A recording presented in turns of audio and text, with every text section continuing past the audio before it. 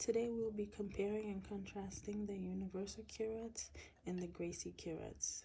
First we'll start talking about the universal curettes. So this is the universal curette, which is the C1314. It has a handle, a terminal shank, and a working end. This universal curette is the indications for the universal curettes are scaling and root planing of supra and subgingival biofilm in calculus. When using the universal curette, you want to make sure that the face of the blade is at a 90-degree angle to the terminal shank. This is used as a closed, insert, and open. So I'm going to demonstrate how to use the universal curette on the anterior and posterior teeth. So first I'll be showing how to use it on the anterior teeth, which is this tooth right here.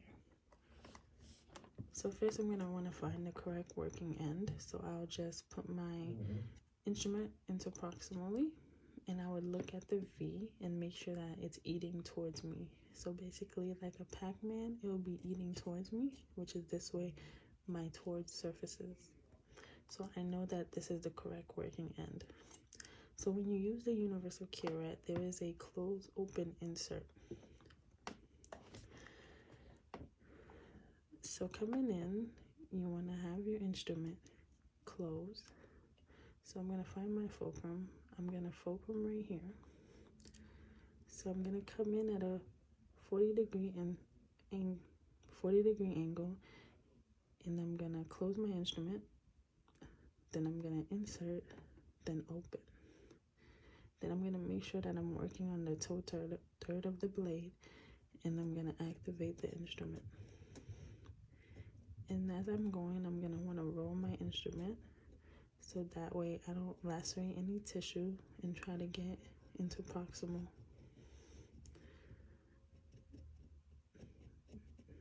Just like that. So I'll work on the next tooth next to it. So you want to close your instrument, then you insert, then you open. And you want to activate your instrument, roll, make sure that you roll. You want to roll as you get more into proximal. And make sure that you really get inside the code space. Now I'm going to demonstrate how to use the universal curette on the posterior teeth. So in the posterior teeth, you want to find the correct working end as usual. So to find that, I look at the V to the D. So I put my instrument into proximal and make sure that the V of the instrument is facing distally. So if I put this in here, you could tell that the V is distal. So I know this is the correct working end. So it's the same thing, a close, open, insert motion that you would do on the anterior teeth. You would do the same thing for the posterior teeth as well. Okay, so I will work on this tooth right here. Okay, so you want to close your instrument, you insert, and then you open.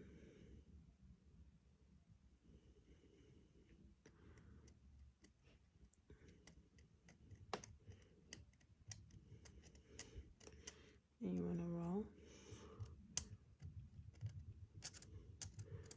roll into proximally.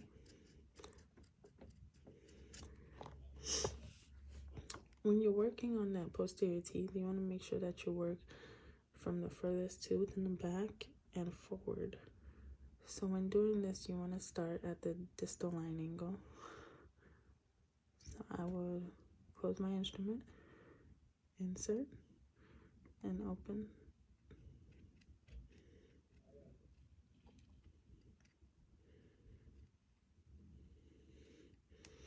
And you want to roll your instrument as you get into proximal.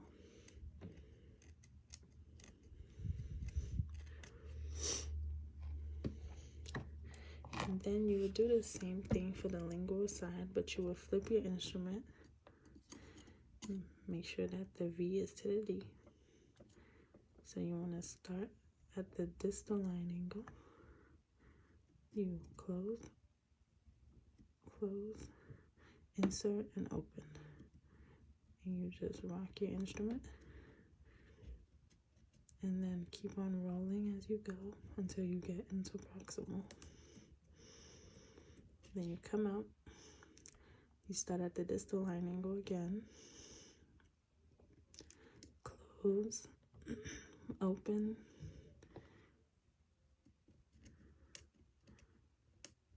and you rock, roll your instrument.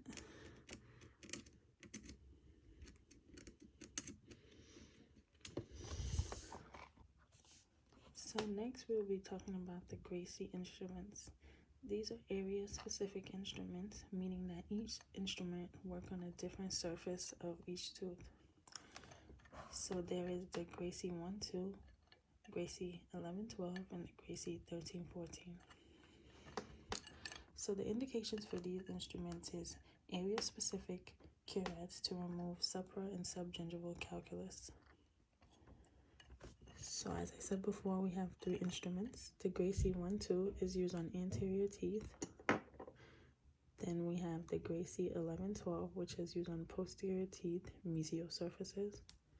And then we have the Gracey 13-14, which is used on posterior teeth, distal surfaces. So for these instruments, it's the same thing as the universal curette. There is a close, open, insert motion that we have to do. So I'm going to be demonstrating how to use the Gracey instruments on each tooth, the anterior and the posterior teeth.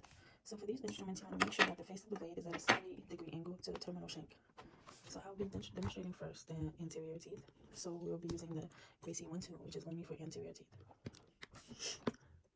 So for this instrument, working on the anterior teeth, there is a close, insert, and open motion that you have to do. So first you have to find the correct working end, as for every instrument.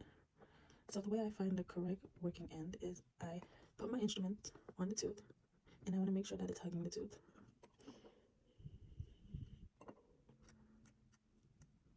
So I will know that this is the correct working end because of the way it hugs the tooth. Or if you want, you could look at the face of the blade. So this is my correct working end. So you want to find your fulcrum. So first you want to close the instrument, insert, and open. And then you activate the instrument. As you get more into proximal, you want to make sure that you're rolling.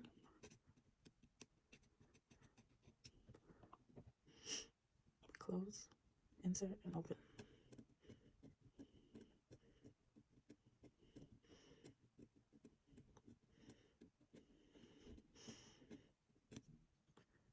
So that was for the buccal surface. For the lingual surface, it's about the same thing, but you want to flip your instruments to the other side because that will be the correct working end. Same thing, you find your fulcrum, then you close your instrument, then you insert, and then open.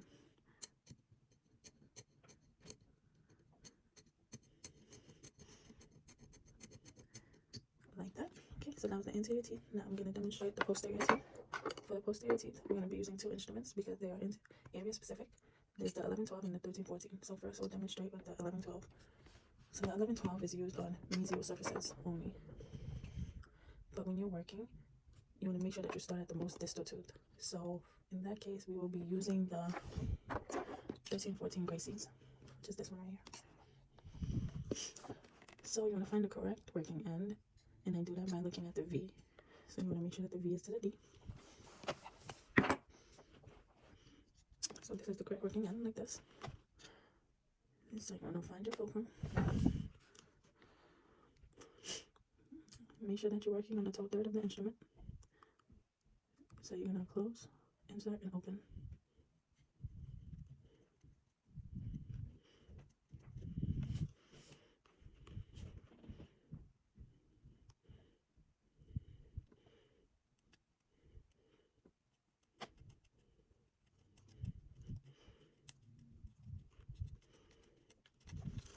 And then you will do the same thing for the lingual side. You just flip your instrument.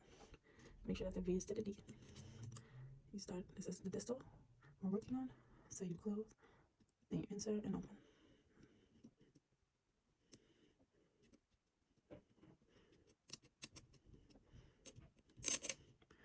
Okay, now we're going to demonstrate the Mizio 1112, which is this one right here. So it's the same concept. You want to find the correct working end, the V to the D, like this. So you want to close the instrument, then you insert, and then open. And you start moving, rocking your instrument. Make sure that you're on the toe thread.